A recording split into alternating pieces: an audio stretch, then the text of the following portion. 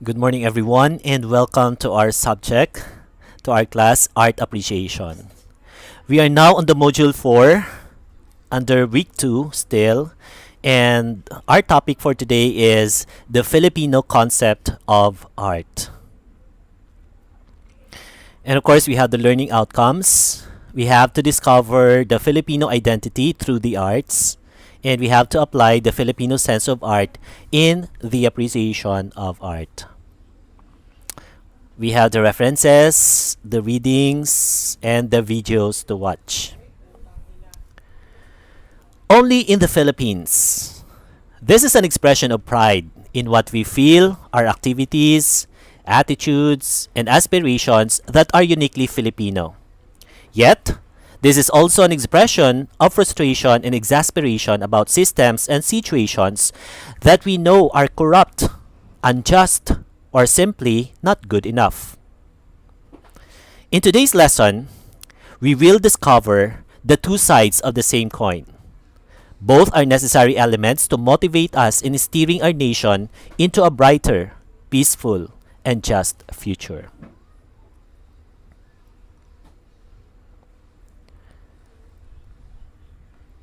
Okay, then we have just read it by yourself. Okay.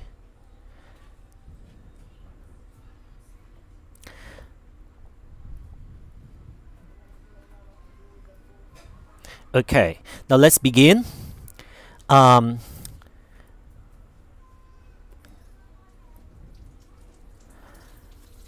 the Western concept of art, on the Western concept of art, we have the three categories. We have the academic, elitist, and hierarchical. Now, when we say academic, only schooled people are artists. Again, when we say academic, only schooled people are artists. What do we mean? Noong unang panahon, ito yung konsepto ng mga Western people. Pag ikaw ay nag-aaral, ikaw ay tinaguriang artist. Pag ikaw ay nag-aaral sa school, ikaw ay isang artist. But when we say elitist, of course, these are meant for the higher social class. Kahit naman sa atin sa panahon natin ngayon, we have elitista. These are meant for the higher social class, mga mayayaman, mga elitista. Hierarchical, yes, it is hierarchy through the word hierarchy. Okay, so again we have the high, the major art, and the fine art versus the low art, the craft, practical art, folk, or indigenous art. When we say mga major art, these are fine arts. Okay, we have fine arts. That's why we have a subject fine art. Okay, in UP Diliman. Okay, yun yung mga classification, yun yung hierarchy ng high or major art.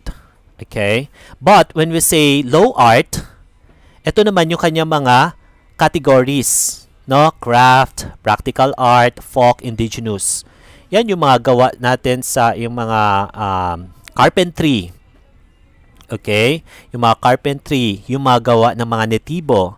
Those are indigenous arts. So, they belong to the low art. Okay? Sa mga craft. When we say Filipino concept of art,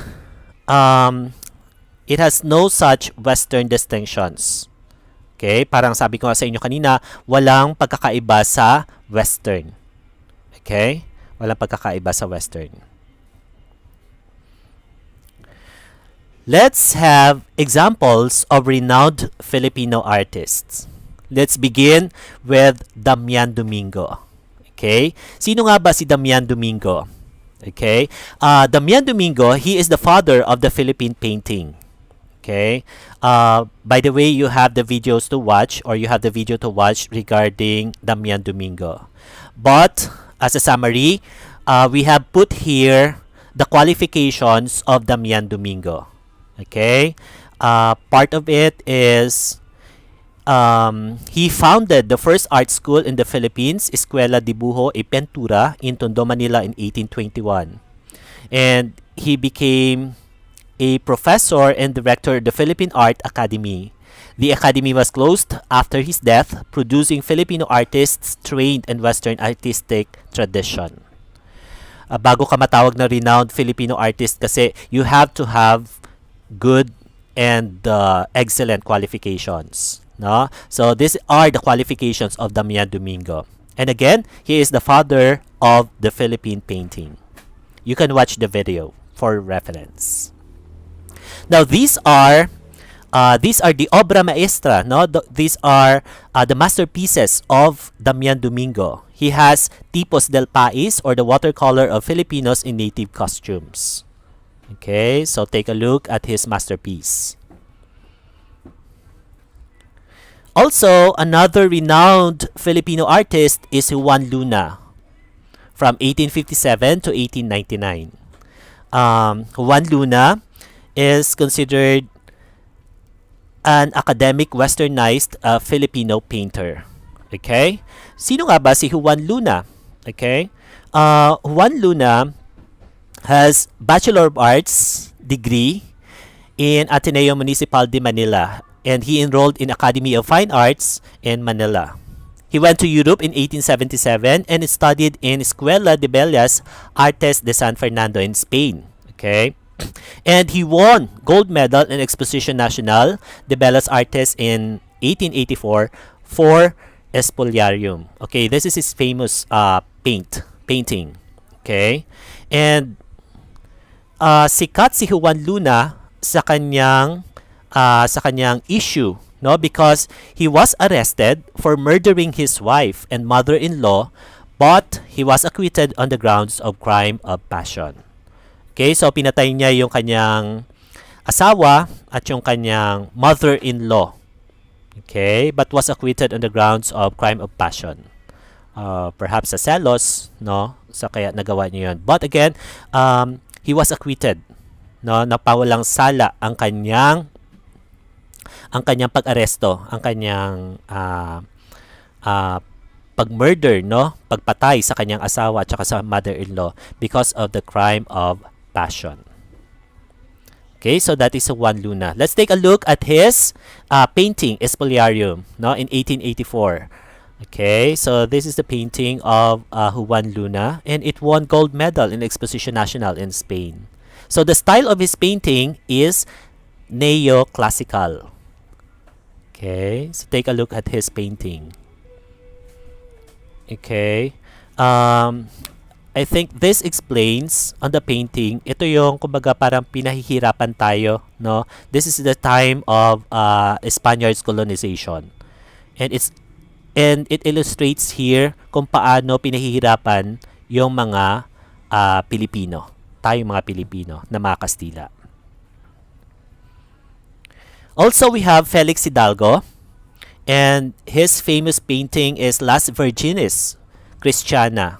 No, Las Virgenes Christiana, and it won 8 silver medal in Exposition Nacional during 1884.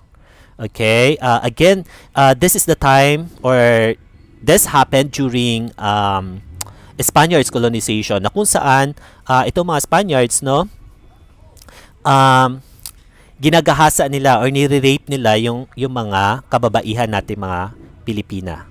Okay, so that's why it is Las Virgenes Christiana. Okay, the virgins. Okay, the virgins. That's why sabi ni Rizal, no, sa kanyang speech, sabi niya, winning the exposition had proven that Filipinos were equal with the Spaniards, so that the Filipinos deserve the recognition of other people in the world with equal dignity and respect. Which is true. No? Which is true. Kahit gaano man tayo inapi ng mga Spaniards, and yet, we deserve a recognition. No? We deserve a recognition of other people in the world with equal dignity and respect. Okay? That is the summary of Rizal's speech. Okay, this is the painting again of Juan Luna. España y Filipinas in 1886. Meaning Spain and the Philippines. Okay? So, dito pinapakita, no, one positive way of looking at the Filipino identity in the arts is to see the Philippine art as integrated in the Western art. And these two traditions are uniting and harmonizing with one another. Okay? The Philippine art and the Western art. So, makikita mo dito, no, nagsama yung dalawang kababaihan. Yung isa ay Spaniard, okay? Isa ay Spaniard or European at yung isa ay nakasuot ng costume na pang Pilipina. Okay? So, again, it says here, these two traditions are uniting and harmonizing with one another. So, Philippine art and Western art harmonizing with each other. We also have Tolentino. No? We also have Tolentino. At yung kanyang famous obra is the Bonifacio Monument in 1933. Okay, so I don't know if you have been there in the monument, no, but the style of his art is neoclassicism.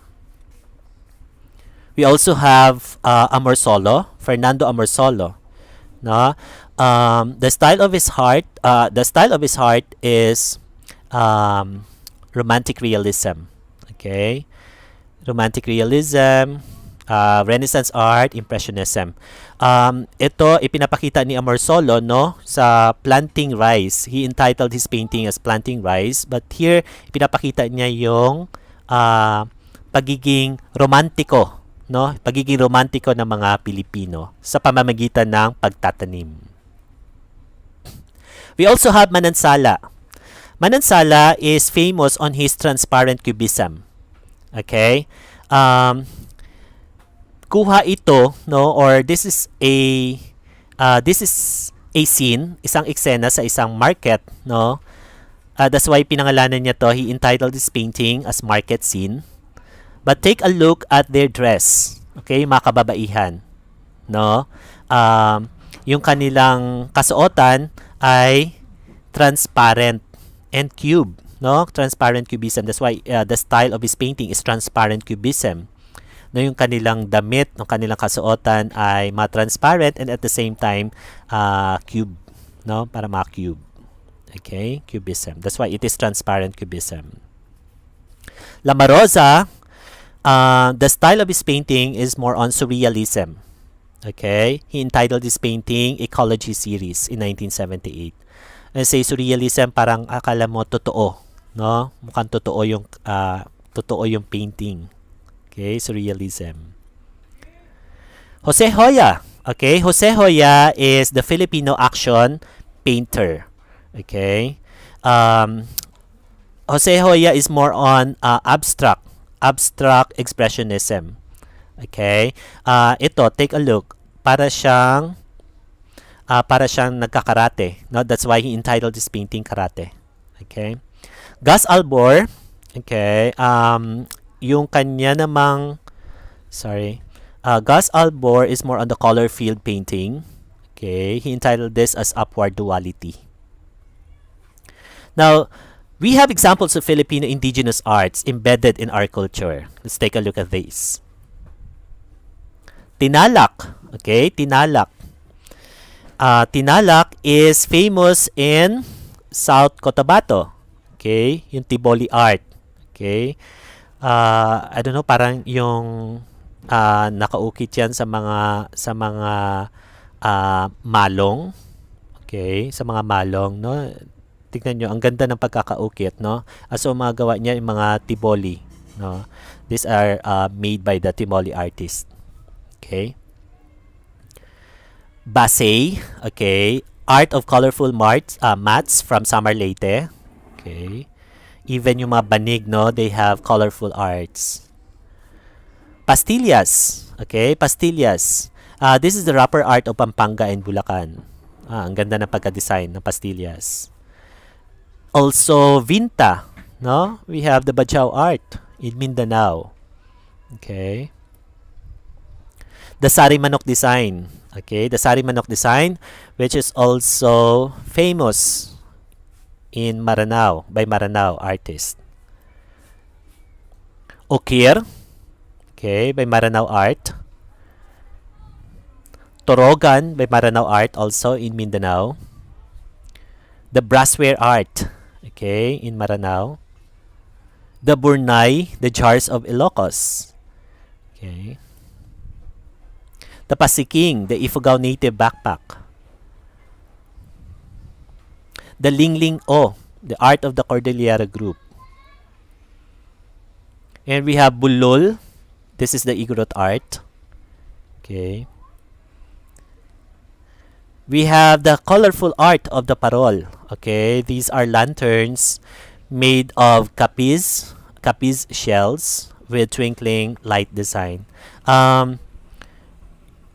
Yung mga giant, no, giant parol in San Fernando, Pampanga, 'di ba?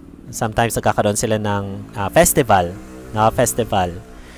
And 'yon, nagkakaroon sila ng contest, no, during festival because the palakihan, no, palakihan ng parol. Okay. Also we have Pahiyas, the art of Lukban, Quezon. Okay. We have the Taka art of Paete, Laguna. Even the jeepney, there is also an art. Okay. The colorful art of the Philippine Kalesa. Okay. And it's still existing, no, in the monument. The colorful art of tricycle design. Okay? Siguro nilagyan-lagyan ng mga ganyan, no? Mga art or colorful design para ma-attract yung mga passengers. We have the colorful Philippine ice cream cart. The Laji of the Ivatan is literature and music. Pasyon is also an art. So it is considered as literature, and pabasa is music. So that is also an art. The Cenaculo. Cenaculo is considered as a theater art. Okay, during Holy Week. Para sa mga Catholics. Okay, so at this point, I invite you to watch Dayaw. Okay, this is a documentary on the Philippine indigenous culture, which is hosted by Senator Loren Legarda.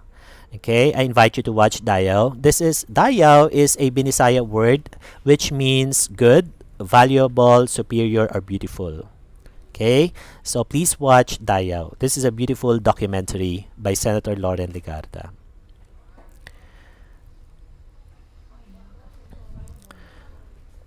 The principle of cultural identity does not mean that cultures cannot be criticized. If all cultures on earth are to survive, most of them have to change some of their beliefs and practices in order to become compatible with one another. That's according to Felipe 2011. And again, the Filipino identity and the Western identity should be or should have a relationship with each other. Okay? It says here, the Philippine culture has to be dynamic in its relation with other cultures in the world by harmonizing the Western and the Filipino concepts of art and its practice. Truly, a Philippine identity in the arts would emerge out of the shared cultural universe, not only of our own people, but of the humanity as a whole. Okay, and now we will have a chapter activity. Now, for your activity, you will have an individual activity. Along the sidewalks or local shops, find a native Philippine product or work of art such as basket, bracelet, hat, rags, textile, sandals, or etc. Okay? For example, you are walking, okay, or namasyal ka minsan sa SM or sa Robinson or sa NCCC. Okay? Or kung saan mang local shops dyan. Tapos, nakakita ka ng Philippine product. Okay? Philippine product, okay, mga work of art such as basket, no, or mga bracelet. All you have to do is to make a documentation of the artifact. Okay? Siguro pwede niyong picturean Okay, just take a photo of it, and then you answer the question, where did you buy it? Okay, you don't need, okay, you don't need to buy it.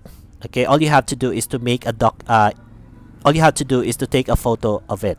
Okay, and then um, tanungin nyo kung magkano yon, or tignan nyo yung presyo kung magkano, and what is its local name. Okay, what is it made of? Okay, is it made up of wood? Is it made up of metal? So how about the color, the size, or other information?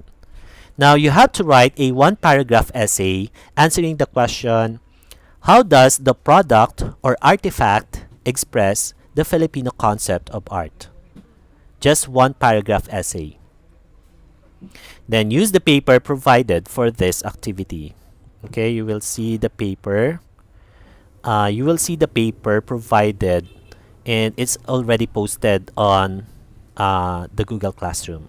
Okay, the paper. Now, please be guided again by the rubrics for your activity 1.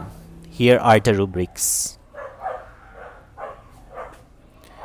Okay, and then please be ready for your chapter test. Okay, that's all.